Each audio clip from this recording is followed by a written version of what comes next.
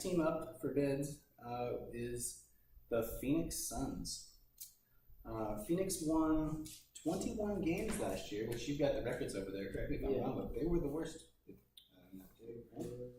Yeah, the worst. Memphis. Flat out worst team in the league, and of course there was some tanking going on, but I don't know if they really needed to. Yeah. to tank.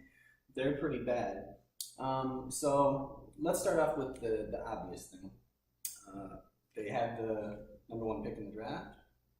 Obviously, DeAndre Ayton. And they took DeAndre Ayton. So how do you feel about DeAndre Ayton, his potential, and what he changes in year one? Well, taking DeAndre Ayton probably made the Suns not believe in Dragon Bender because obviously when you give a man 3 years, he should be improving. He always never seemed to be improved though. So obviously the Suns need to do something about that. They did do something about that. Yeah. Bringing in him. Yeah.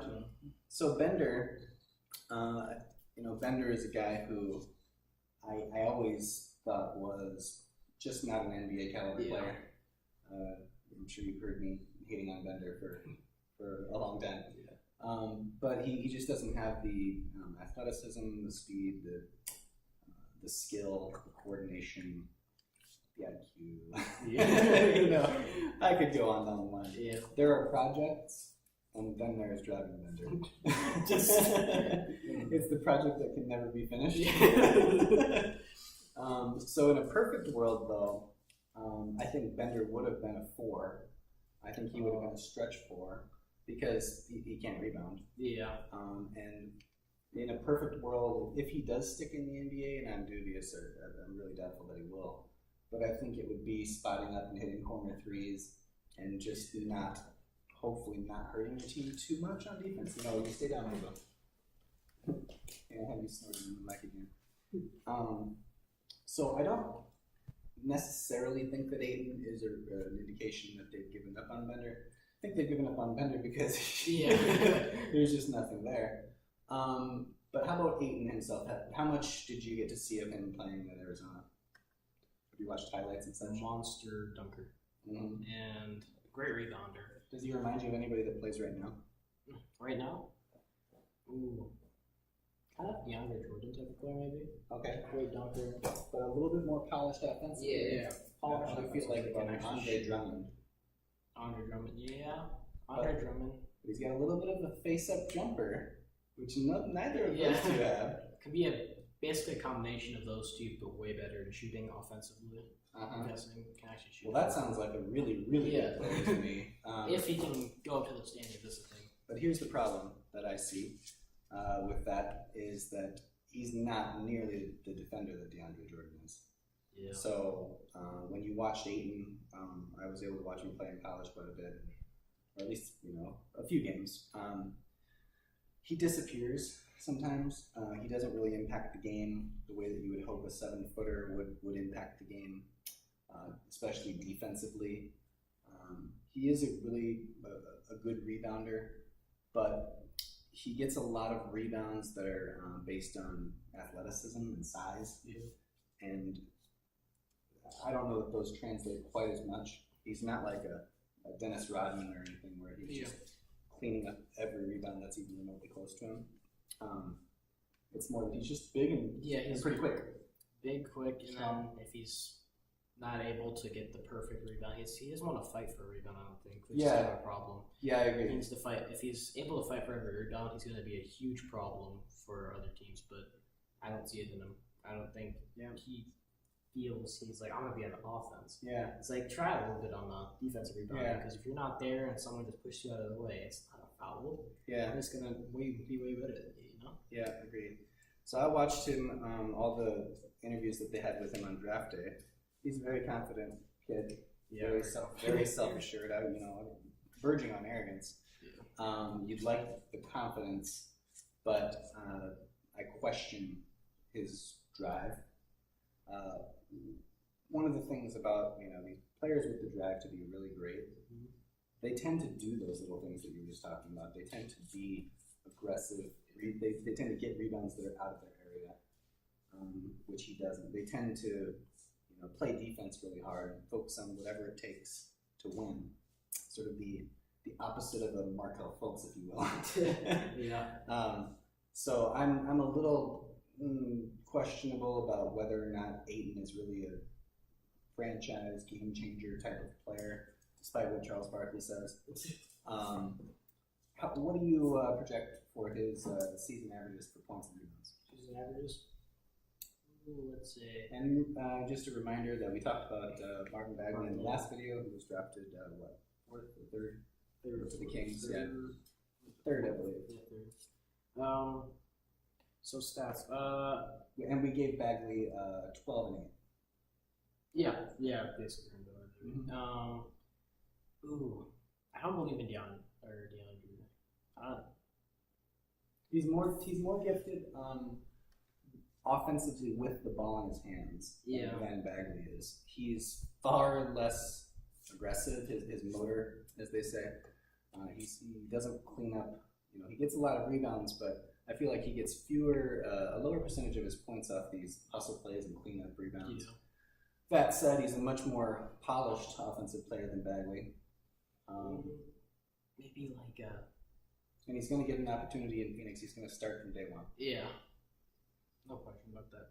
13, 14 points per game player, roughly, and then I'm saying 7 or 8 rebounds. It's hard to say because if he tries for a couple of rebounds, he's gonna get the rebounds. He's a 7-footer. He's gonna get a couple of rebounds, but he's gonna play big minutes. Yeah, he's gonna play big man. It's just hard to say. He could be a double player in his first year if he really wants to be. If he has that strive. But okay. I don't believe it. I'm gonna go with 15 and 9. 15 and 9. And I'm actually gonna go with 16 and 9. 16 and 9. 16 and 9. He's gonna be the. I think he's gonna be 16 and 9. I think he's gonna do it in a fairly efficient way. And I think he's going to be a good rookie. If he stays healthy, he'll be probably right there in that Rookie of the Year conversation. Yeah. Okay, so that's the big one. Let's see what else is on the roster and what they've done. Devin Booker. Oh, okay. So the first thing, today is the day that the trade happened. They traded away Marquise Chris and Brandon Knight for Ryan Anderson and change, I believe. Yeah. And now, on the face of it, this looks like a move to, if I'm looking at it from Phoenix's perspective, it looks like they weren't in love with Chris. Yeah. And neither was I. He's sort of a leapfrog, He can jump out of the gym and do some amazing things, but he's a below average IQ player. For his athleticism, you would really like to see him doing a lot more. His touch around the hoop, not so great. And it seems like maybe they just didn't like the way that he was progressing. So what you do is you bring on a guy who's a proven NBA player. Maybe, I'm just speculating, maybe Chris's attitude and locker room presence were not welcome anymore. And you've got now 2 or 3 other young players who are really in an important stage of their career, with Ayton just coming into the league, and then Josh Jackson, who's going to be in his second year, right? And so this move to me looks like, hey, let's bring in a solid locker room presence, and we're going to pay a lot of money to do it. Now, there's some debate as to who got the best of the trade. I haven't had enough time to really dig down through it. We're just finding out about it right now. But let's look at Anderson. So Anderson is paid $20 million in this upcoming year, and then $21 million the following year. And interesting note, Anderson agreed that of his $21 million in the following year, which is fully guaranteed to him, he would agree to reduce the guaranteed portion to only $15 million, something he doesn't have to do. He only does that. So he wants to be traded. And the other thing that indicates to me is that Phoenix is maybe considering using the stretch provision on him. So what that means is they would waive him in the following year. They're not responsible for the full 21. They're only responsible for 15 of it, roughly. and they can actually pay him that $15 million over the next 4 years or 5 years, even if he doesn't play there. So he still counts against the cap, but the cap hit is small, and apparently they prefer this to having Brandon Knight and Marquise Chris on the roster. So I don't know what Knight's contract looks like. I think it must have been bad, at least for this year. He didn't play, so he's dead money.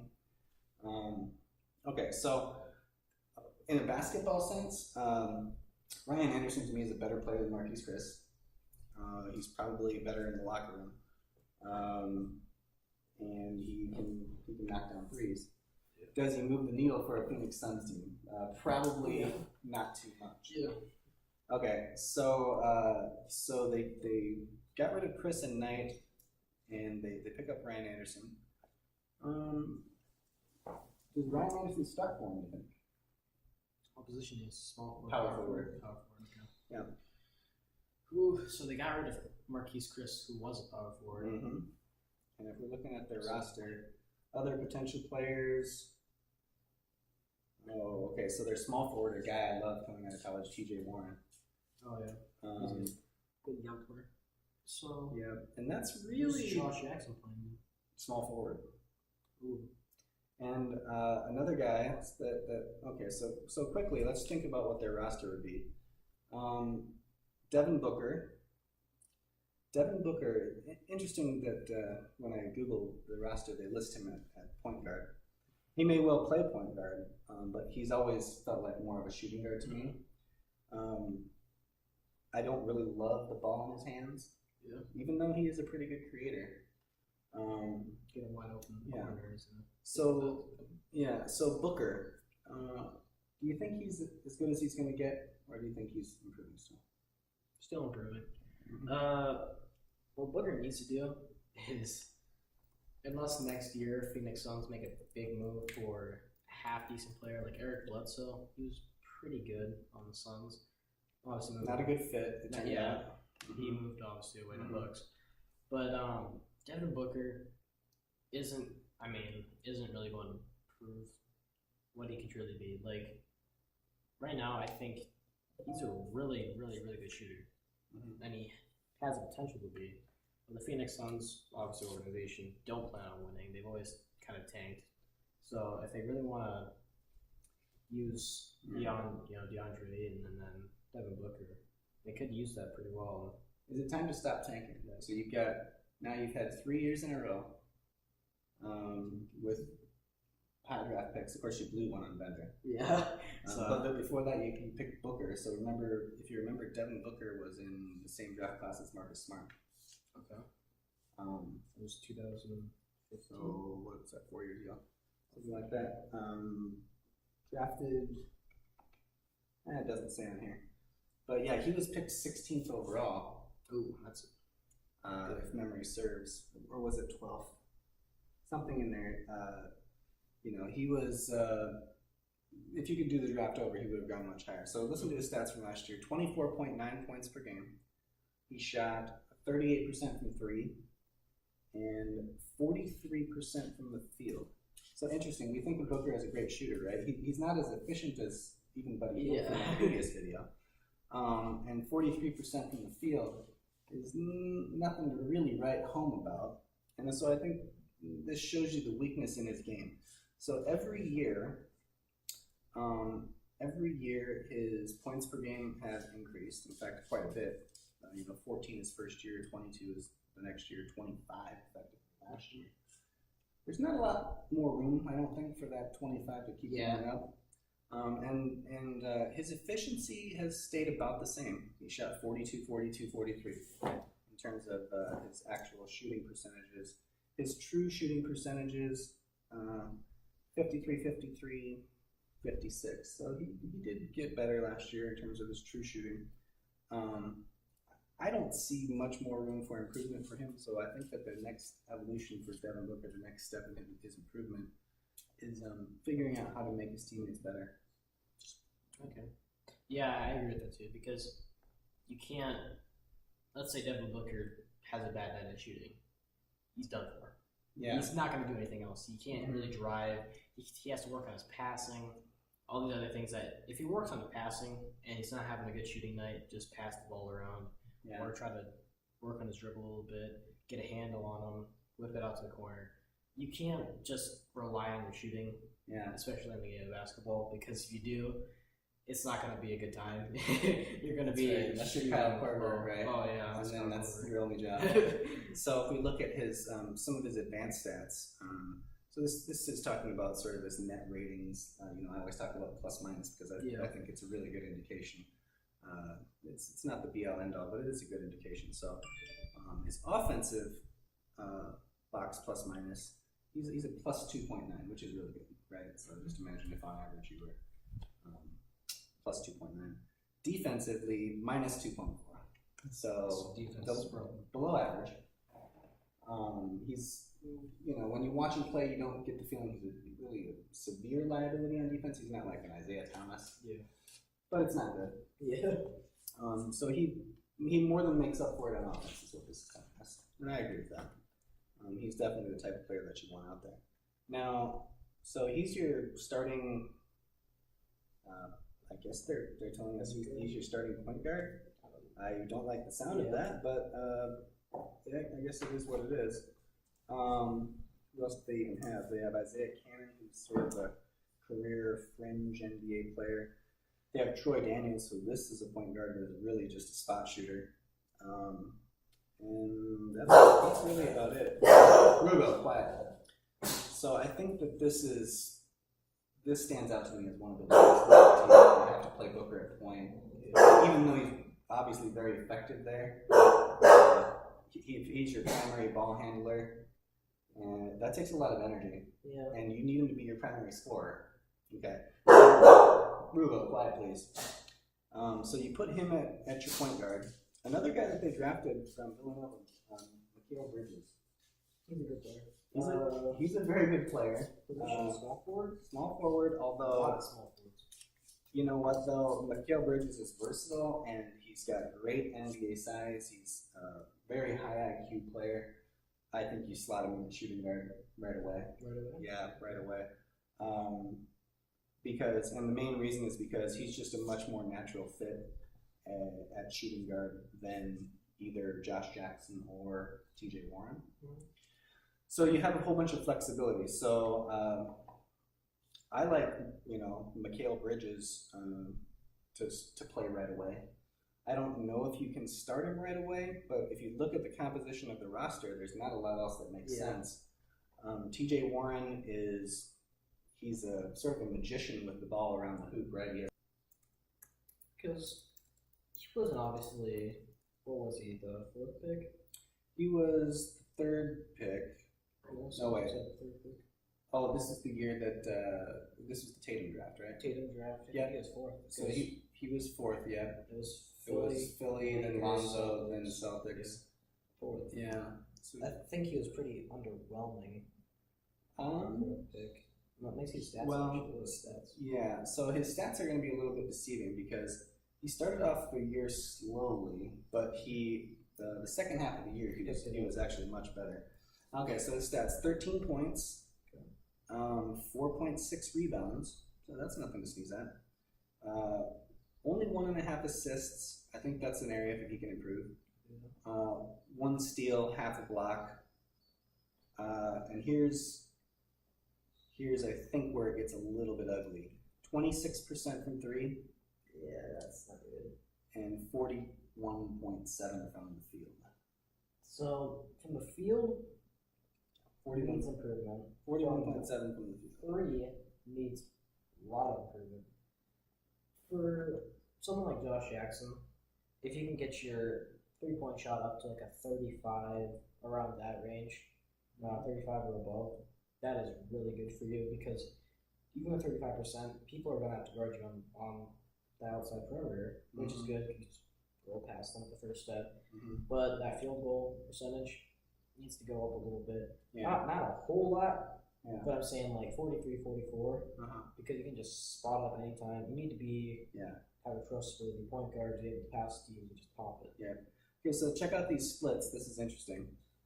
First half of the year, I told you he averaged 13 for the year. Yeah. First half of the year, 11. Okay. And 40% from the field, 40.6. Second half of the year, 18.7 points, 6 rebounds. And where is he? 43.8% from the field. I don't know. That is a big difference. That is a huge difference for just half a year. Yeah. The kid keeps on improving like that. That's a half a year. So the kid keeps on improving like that. He's gonna be really good. But I don't see him improving that much in another year. Okay. That's an insane improvement. It Maybe is. 20 points at max. So he scored 18.7 for the second half of the post I don't know All-Star. what happened to him, but something got knocked into his head. He just went on. Well, that's the thing. NBA speed is so fast, and sometimes it just clicks for people. Yeah. I love Jackson coming out. In fact, I had him just ahead of Tatum pre-draft, just because I like his toughness, his versatility, his defense. Of course, who knew that Tatum was going to come out and shoot 50% from three for the first series or whatever he did. And of course, I wouldn't trade Tatum for anyone in the league right now. But I think that there is some chance when we look back on this draft in 10 years, Jackson will be the second best player, or maybe the third best player. Donovan Mitchell. Donovan Mitchell is right up there. I like big things for Jackson. I think he's a fantastic player. The thing I like about him the most is he's a two-way player. He's a really tough defender. He gets in passing lanes. He's a menace. He has long arms. He's 6'8". He finishes strong. He's always had this little hitch in his jumper, and it's ugly. But he doesn't. He reminds me of Scottie Pippen. Scottie Pippen was not a great shooter early on in his career, especially from three-point land. I think Jackson can really be that kind of player. He can be that disruptive. Okay, so we've talked about all the players. We have them as the second worst team in the conference. They added Ayton. They added a couple of solid vets now. I mean, they're basically they're the Houston Rockets. Injured a lot of these. I don't know why. So they got some guys who can knock down some threes. If you think about Booker, Anderson, Ariza, and I think that frees up Ayton to do some stuff underneath. They only won 21 games last year, which is... They have to improve. Well, obviously. Yeah, I mean, there's no chance they don't improve. Yeah. And so this is making me feel better about having the Kings worse. Yeah. Now that we've gone through everything that has happened here with Phoenix. Now we'll see with the next team whether or not we think Phoenix leapfrogs them too. So how many wins do you like them for if they won 21 last year?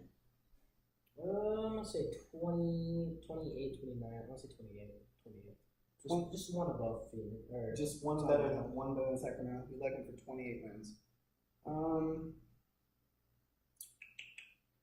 Ariza, Jackson. Yeah. Just so I don't pick the exact same number as you, I'm going to go with 27 wins. Okay. 27 wins. In fact, let's write these down. I've got 27 and you've got 28. We both had 27 or 20. 27 for the Kings. Yeah, we got to get the same. Geez, I like the Suns better than the Kings. I think the Kings are going to be worse then. I'm going 26 and I'm going to give you the 27. Change my vote. Okay, so there you have it.